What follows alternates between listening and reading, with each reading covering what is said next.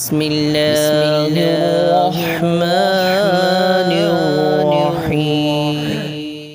السلام علیکم ورحمۃ اللہ وبرکاتہ۔ امید کرتا ہوں کہ آپ سب خیریت سے ہوں گے۔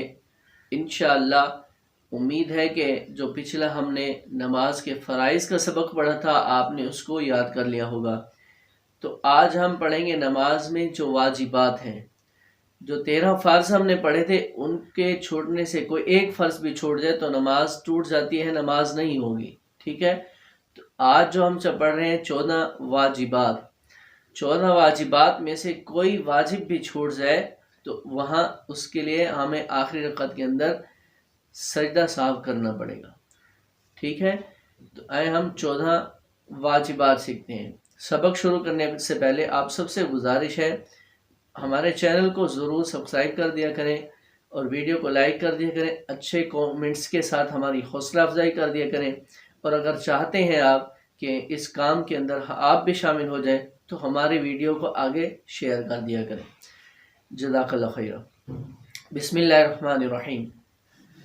سب سے پہلے واجب جو ہے سورۃ فاتحہ پڑھنا ہے، اور دوسرا سورۃ فاتحہ کے بعد کوئی چھوٹی سورت پڑھنا یا چھوٹی سورت کے برابر 3 آیات کے برابر کسی سورت میں سے پڑھنا۔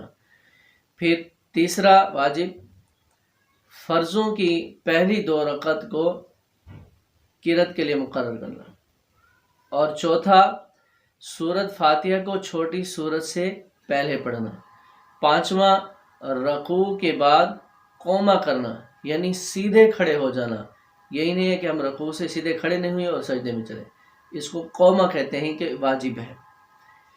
پھر اسی طرح چھٹا جو ہے دونوں سجدوں کے درمیان جلسہ کرنا، ایک سجدہ کیا دوسرے سجدے کے درمیان اطمینان سے بیٹھ جانا، اس کو جلسہ کہتے ہیں۔ یہ چھٹا واجب ہے۔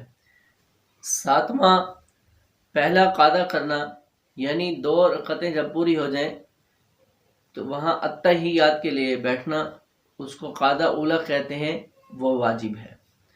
پھر 8واں التحیات پڑھنا، اور 9واں دونوں طرف سلام پھیرنا۔ 10واں تمام ارکان کو ترتیب سے اطمینان کے ساتھ پڑھنا۔